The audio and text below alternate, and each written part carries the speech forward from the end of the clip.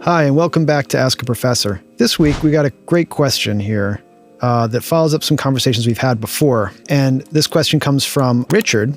Richard asks, are there any audio or other clues to know when audio masking is occurring? That's a great question. And it's not an easy question to answer, but I'm going to do my best to try to get to some demonstrations here that might show off some of the ways in which I have figured out how to think about masking. It's an intuitive subject. It's not something that you can identify like a monarch butterfly where there's, clearly markings on the wings and you can say, oh yeah, that's what that is. I can look at it and I can see it's definitely what I'm seeing.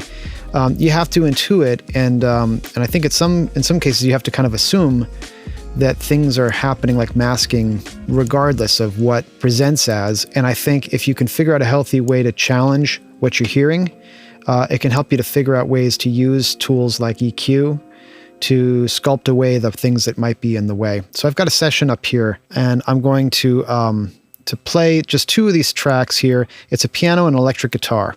And this is one of my favorite instruments to check for masking right away, because generally speaking, unless I've had a hand in the production, I have to figure out right away, like how do the guitar and the piano split basically the same job. They're both chordal instruments. They can both play the melody, but it sometimes is difficult to know, like, well, is the guitar playing in a range, the same range of a piano? And if so, they're going to be fighting. Their frequency ranges are going to be fighting because the voicings of the guitar might be in the same space as the piano. When I track piano and guitar, I'm very conscientious to make sure that the parts that are being played by the left and the right hand of the piano don't overlap with the same frequencies and the voicings of the guitar. But when we are mix engineers, we don't have the luxury of being able to fix those things at the onset. So we have to go back and listen to them as mix engineers. And the first thing that I like to do to identify if masking is going on is I pan everything mono. That way I know that the two speakers that I'm dealing with here, my left and my right speaker, are going to be working on the same information at once. So if there is information in one instrument that's in competition with the other, they'll both be forced into the same space and I'll be more likely to hear it. So one of my tricks is to pan everything mono first and see if the instruments are competing at all. So let's give a quick listen.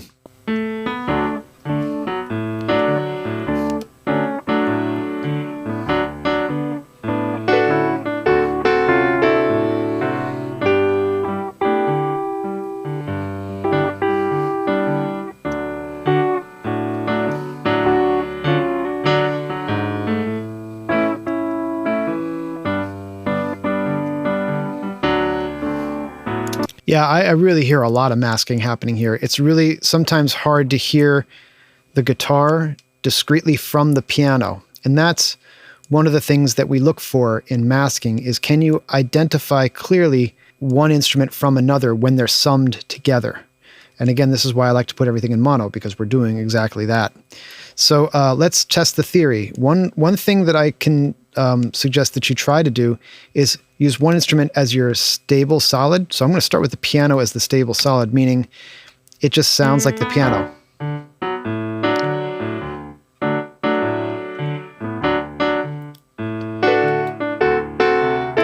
Okay, so I'm going to base all of my choices off of the sound of this piano.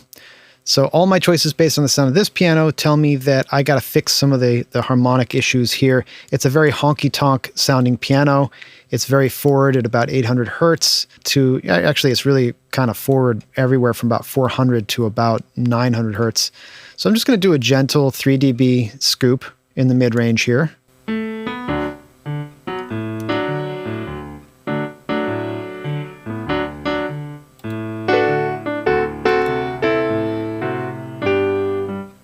That's better. And I'm going to put a little bit of an emphasis in the high frequencies, maybe like a dB and a half, starting at about 4K, very gradual Q. And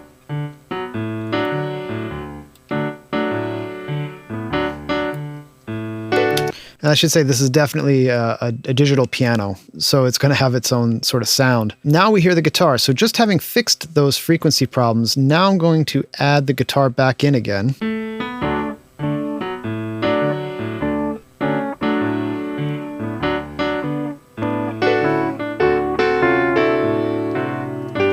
Now the guitar seems a lot clearer to me, and I made the guitar clearer by fixing the piano. And this is sort of one of the things that you try to get to as a mix engineer, is that you fix things by not fixing them, but the things that they're up against, right? Let's see. From here, I'd probably look into the guitar a little bit and say, well, how do I push the guitar further into another direction tonally than the piano is? So right now, I know that that mid-range section that I cut in the piano is more or less available for the guitar to exist in. I'm going to pull some of the lower frequencies out of the guitar. So this is going to mean a roll-off, a subtle roll-off of low end, and try to emphasize the mid-range a little bit more than I typically would. Then I'm going to pull down maybe a little bit around 3K, just a dB and a half, and then I'm going to try to get a little bit of brightness back up here at the top with maybe a 3 dB boost at about 6K. Let's see what that sounds like.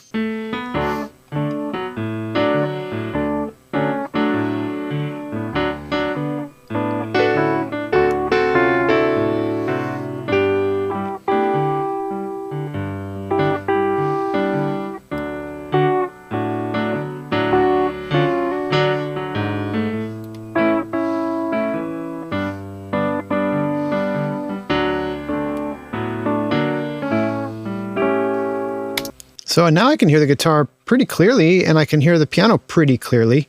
Of course, they're both panned mono.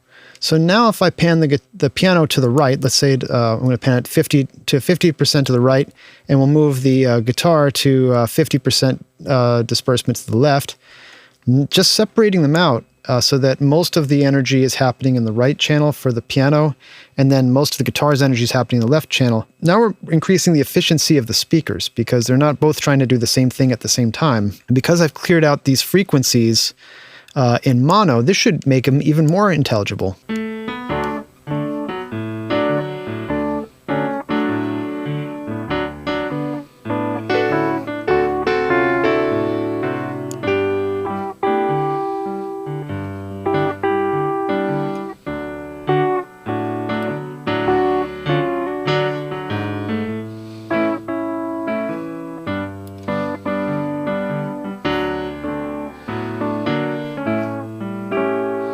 So yeah, I mean, you can really hear them and because if you're listening in headphones, you'll really hear a big space between those two tracks that you could put something like a vocal right in the middle of, and then that vocal becomes clear.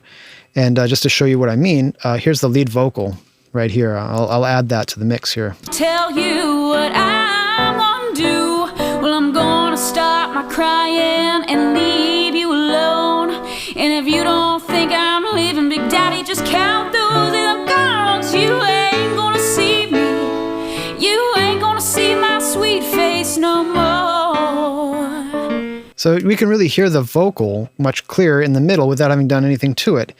Now, to test all of this and show you like how masking was averted with these EQ choices, I'm going to undo what I did before. I'm going to turn off, well, I'll keep these things soloed, but what I'm going to do is I'm going to turn off the EQs for both the guitar and the piano, and I'm going to pan them both mono again. So now we have mono guitar, mono piano, and mono vocal, and let's see how clear this ending is without the EQ. Gonna tell you what I'm gonna do. Well, I'm gonna stop my crying and leave you alone. And if you don't think I'm leaving, Big Daddy, just count those little girls. You ain't gonna see me. You ain't gonna see my sweet face no more. So that's, I think, a pretty stark difference. And I think this is a great place to start, to take an instrument that is, tracked well, but maybe is taking up the same space as someone else on purpose by putting the guitar and the piano in mono. We're forcing them to the same spot in the mix position and using EQ to sculpt out the frequencies that might be getting in the way of each other to try to find clarity. Now, the last thing I'll say about this is that when you do this correctly, I should be able to take the solo off of the piano, play the guitar, and it should sound maybe not as good as I would want the guitar to sound if it were by itself.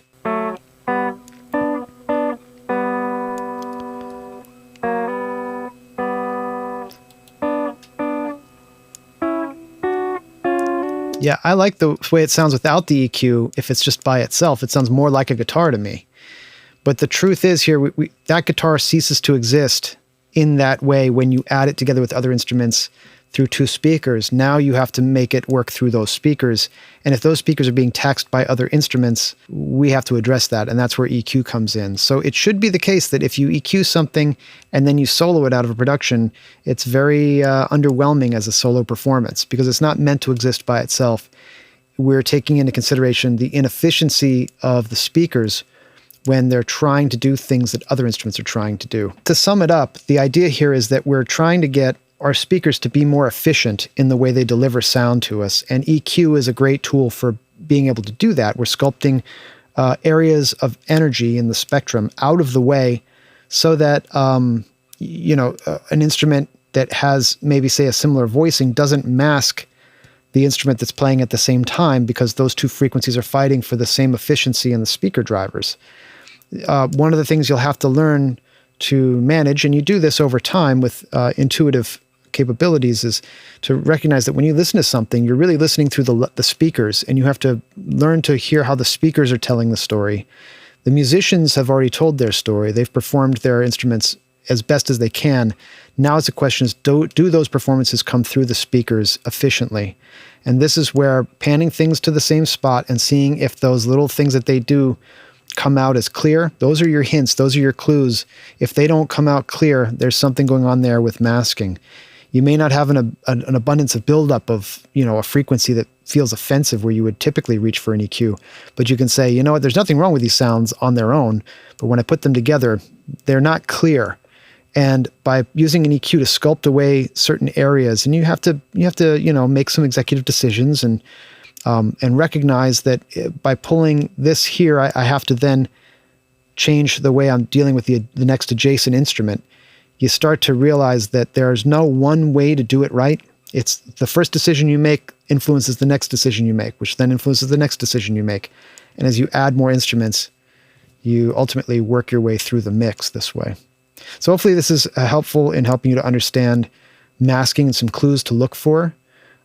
Certainly there is more to this, and if I come across any other ideas to share on this topic, I certainly will. Best of luck to you, and hope that EQ is a little bit easier to use and that your ear training goes a little bit smoother on this topic from now on.